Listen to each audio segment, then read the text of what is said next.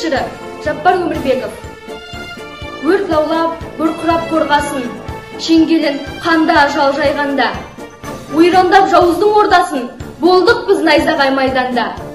Жеңіс туы желбіресін мәңгілік, жеңіс жыры асқақтасын жаңғырып. Бел шешіп, қабағын ашпаған, бой жазды күлімдеп қалың ел. Әлемді апаттан сақтаған, жеңіспен оралды жауынгер. Жеңісім салтанат сән сәулет, өмірім өркендей береді, жеңісім береке бақ-дәулет, осы ғой адамға керегі.